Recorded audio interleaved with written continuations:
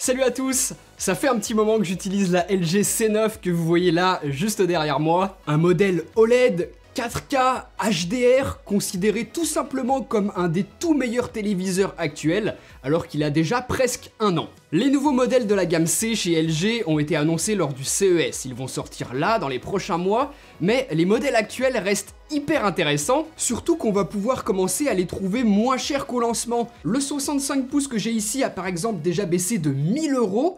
Donc comme d'habitude, je vous laisserai regarder les liens en description. Comme cette vidéo est sponsorisée par LG, je vous prendrai pas pour des idiots en vous disant que c'est un même test que tous ceux que vous avez l'habitude de voir sur la chaîne YouTube. Non, aujourd'hui, je vais tout simplement vous parler de ce que j'ai apprécié sur cette télé et des belles choses qu'elle propose et qu'on ne retrouve pas forcément ailleurs. Je vous parlerai aussi du système son que j'utilise avec et qui lui aussi est excellent je trouve. Mais ça m'empêchera pas non plus de vous dire ce que j'ai un petit peu moins aimé sur ce modèle, parce que si vous l'achetez, j'aimerais pas que vous découvriez des choses après coup, et de toute façon aucun produit n'est parfait, même si là vous allez voir qu'on s'en approche très près.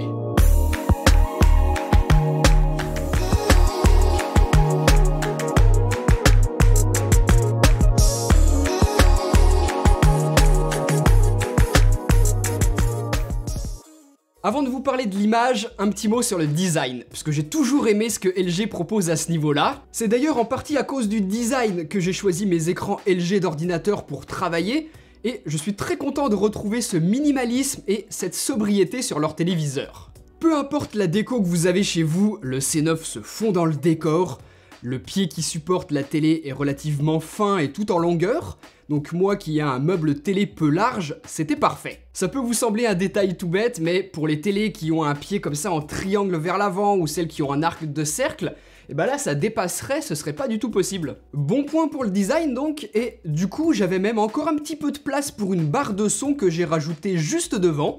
Je vous en reparlerai un petit peu plus tard dans la vidéo. Vu sa taille, je l'ai pas installée tout seul cette télé. Et la première chose qui nous a frappé en la sortant du carton, c'est la finesse de la dalle. C'est quand même pas aussi fin qu'une feuille de papier, mais on n'en est pas loin.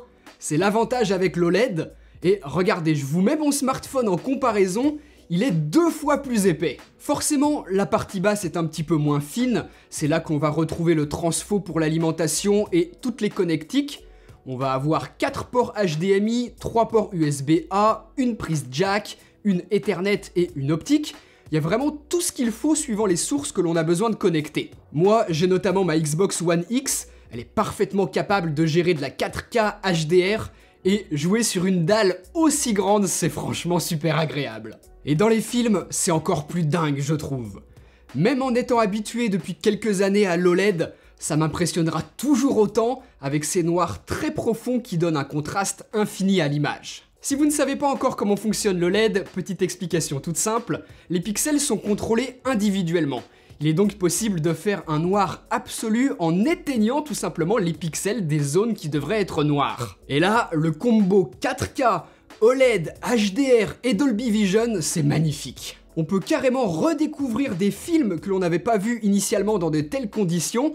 Et par exemple, je me suis refait le fameux épisode de Game of Thrones avec la bataille de nuit, et j'ai été bluffé. Avant de poursuivre, petite précision tout de même sur les termes, je parle de 4K mais c'est en réalité de l'Ultra HD, c'est pas la 4K cinéma, hein, on est ici sur du 3840 par 2160, pas du 4096. Et le HDR, c'est du HDR10 Pro, à ne pas confondre avec le HDR10 Plus qu'on peut retrouver sur d'autres téléviseurs et qui lui est plutôt à mettre en comparaison avec le Dolby Vision, qui lui se trouve sur cette C9.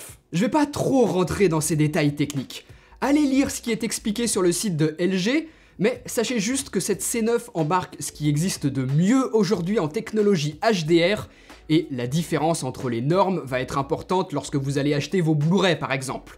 Regardez ce qui est indiqué. Là, cette LG C9 supporte le HDR10 Pro et le Dolby Vision, utilisé notamment sur Netflix, des formats hyper courants, donc vraiment pas de souci à vous faire. Parmi ce que j'ai bien apprécié, les angles de vision sont vraiment excellents. Même en faisant le test à l'extrême, l'image reste constante dans ses couleurs, sa luminosité, et c'est idéal pour se faire des séances ciné avec plusieurs amis sur un canapé. Je pense notamment si vous avez un canapé qui fait un angle, ceux qui sont pas pile poil en face de la télé ne sont pas pénalisés, Et même chose si vous voulez faire du ménage, de la cuisine, du repassage ou je ne sais quoi d'autre, en regardant la télé au loin, vos angles de vision seront bons. LG a très bien géré ça et ça fait plaisir. Enfin, toujours niveau confort, la dalle peut s'adapter à la luminosité ambiante. Mais c'est pas juste un banal ajustement de l'intensité en fonction de s'il fait sombre ou non. Là, c'est l'ensemble lumière, contraste et autres réglages qui s'adaptent, et c'est plutôt pratique. Donc dalle incroyable, vraiment.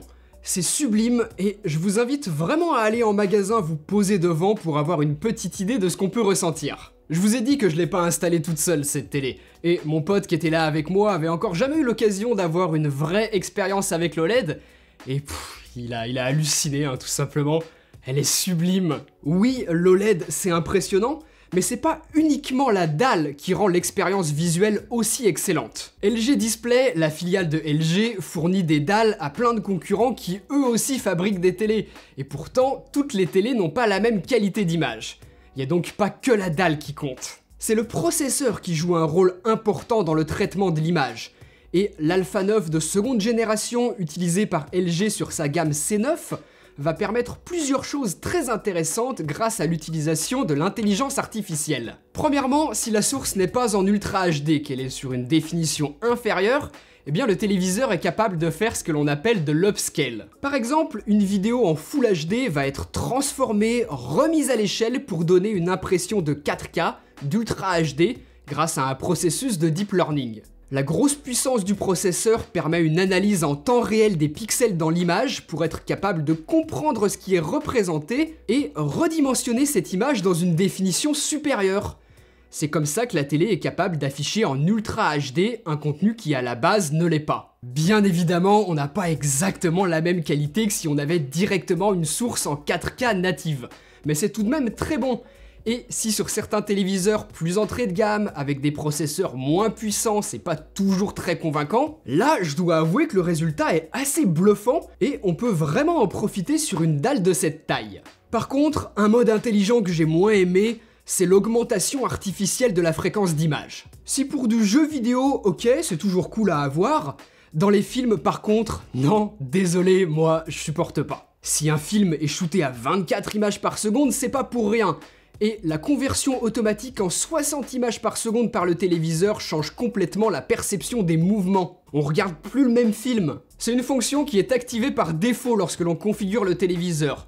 Donc si pour du gaming, pourquoi pas, moi je l'ai désactivé dans les réglages et heureusement qu'on peut le faire. Cette possibilité de toucher à chaque paramètre, c'est quelque chose que j'ai d'ailleurs bien apprécié. Par exemple, les modes d'affichage, en plus d'être assez nombreux, sont totalement personnalisables, et j'ai pu vraiment configurer précisément mon rendu des couleurs en fonction de ce que j'aime avoir sous les yeux. Je garde d'ailleurs pas toujours le même profil. Par exemple, je m'en suis fait un pour les films et un autre pour lorsque je suis en train de jouer, où là par exemple, j'ai un petit peu plus boosté les couleurs. Et puisqu'on parle de gaming, j'y fais des allusions depuis tout à l'heure, mais là je voudrais quand même prendre le temps de rentrer un petit peu plus dans les détails. Parce que c'est comme les écrans d'ordinateur, il y en a certains, vous le savez, qui sont faits pour le jeu et d'autres sur lesquels il vaut mieux éviter. Et bah là, cette LG C9 est vraiment faite pour ça, pensée pour ça. Si vous connaissez un petit peu toutes les normes qui sont utilisées dans le milieu, vous allez voir qu'ils ont vraiment proposé quelque chose d'excellent et parfait pour tous les gamers. Premièrement, la latence. Avec un input lag mesuré un petit peu en dessous des 14 millisecondes, c'est très bas pour une télé. Et en plus de ça, cette C9 embarque un mode faible latence qui permet d'afficher le moins de retard possible sur les images dès que l'une source compatible est branchée sur l'un des ports HDMI 2.1. C'est le cas de ma Xbox One X qui prend en charge ça, et donc pour des FPS par exemple, c'est un gros avantage.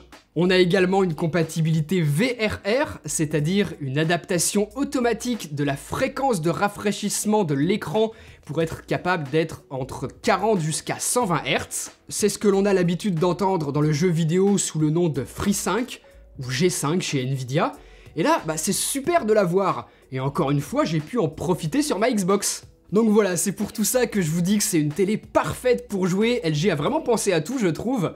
Puis en plus de ça, sur 65 pouces, c'est juste un régal. Mais j'en profite quand même pour répondre à une interrogation que les plus connaisseurs vont forcément avoir et qu'on se pose toujours lorsque l'on parle de l'OLED. Est-ce qu'il y a un risque de marquage de l'écran ? C'est une question légitime, puisque dans les jeux notamment, où l'on a des éléments qui sont constamment affichés sur les mêmes pixels de la dalle OLED, c'est un phénomène qui peut tout à fait se produire. Là, bien évidemment qu'il n'y a rien, c'est quelque chose qui peut se produire après plusieurs années d'utilisation intensive, et pour éviter que les pixels brûlent, je vous déconseillerais tout de même de passer 10 heures par jour sur un jeu avec une interface statique. Mais là où j'ai trouvé la démarche de LG vraiment intelligente, c'est que pour éviter au maximum ce problème, on retrouve dans l'interface plusieurs options intéressantes. On va pouvoir configurer un déplacement léger de l'écran à intervalles de temps réguliers pour éviter qu'un logo, un texte, un menu de votre jeu soit toujours affiché sur les mêmes pixels. Et on peut même choisir de diminuer la luminosité de ces pixels. Donc avec tout ça, je pense vraiment qu'on devrait pas rencontrer de problème de burning d'écran, même s'il faut jamais dire jamais. En tout cas, j'avais jamais vu ce type d'option sur les autres écrans OLED que j'ai pu voir. Je sais pas du tout si ça existe ailleurs, mais je trouve ça très intéressant que LG y ait pensé. Côté audio, cette LG C9 embarque plusieurs haut-parleurs pour proposer une puissance de 40 watts. Moi, je vous l'ai toujours dit, je suis loin d'être un expert en son. Là, ce que je peux vous dire, c'est que je l'ai trouvé vraiment bon, même à un volume élevé, et les effets de surround sont assez convaincants. Évidemment, ça remplace quand même pas une barre de son. Et si sur certaines télés c'est indispensable, je trouve, sur celle-ci, pas forcément, et je pense d'ailleurs que j'en achèterai pas une. Mais là, pour cette vidéo, LG a tout de même pu me prêter son modèle compatible Dolby Atmos pour que je puisse profiter de l'expérience optimale. Vous avez sa référence exacte dans la description de la vidéo. La configuration a été hyper simple.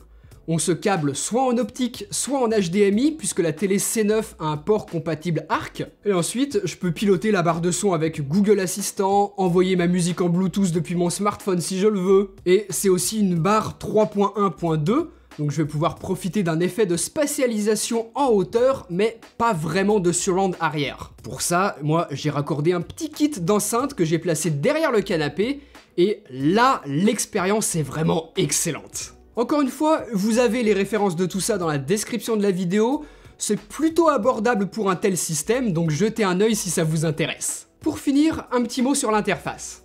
Cette LG C9 tourne sous WebOS avec l'intégration de ThinQ, le système intelligent de LG qui comporte notamment Google Assistant, Amazon Alexa, Apple AirPlay 2 et HomeKit.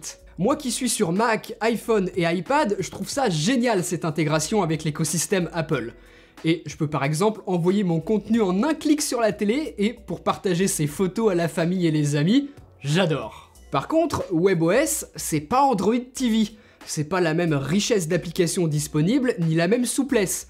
Mais ça, ce sera une question de goût. Moi qui installe déjà très peu d'applications sur mes appareils, j'ai pas vraiment ce besoin sur une télé. Il y a YouTube, il y a Netflix, j'ai aussi la console sur laquelle j'ai du contenu. Ça me va. Tout est bien rangé, facile à comprendre.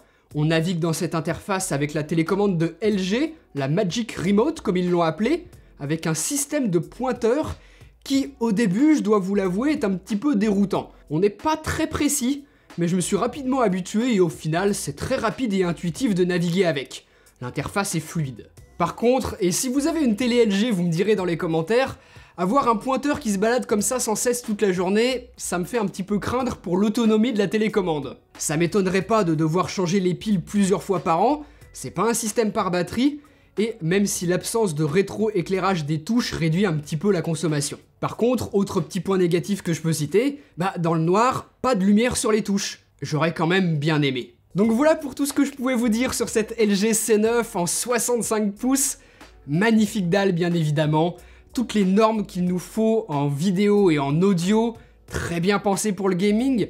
Honnêtement, je vous le dis, il n'y a rien qui me manque et c'est une vraie réussite. Si vraiment on veut pinailler sur les détails, oui, l'absence de rétroéclairage sur la télécommande, c'est dommage.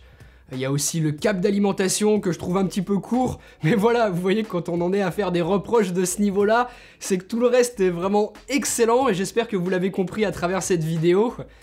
Et dernière chose, oui, WebOS, on aime ou on n'aime pas, c'est une histoire de goût. Ça, ce sera en fonction de vous, je peux pas décider à votre place. En tout cas, avec les nombreuses connectiques, les modes intelligents proposés par LG, elle restera pertinente pendant des années cette C9. Et donc c'est un investissement qui a du sens, je trouve. Suivant votre budget, je vous laisserai regarder les différentes tailles d'écran que LG a au catalogue. N'hésitez pas à me dire ce que vous en avez pensé juste en dessous dans les commentaires. Si vous avez des questions, allez-y aussi, je tâcherai d'y répondre si j'ai la réponse. Et puis bah nous on se retrouve très bientôt pour une prochaine vidéo. Allez, salut!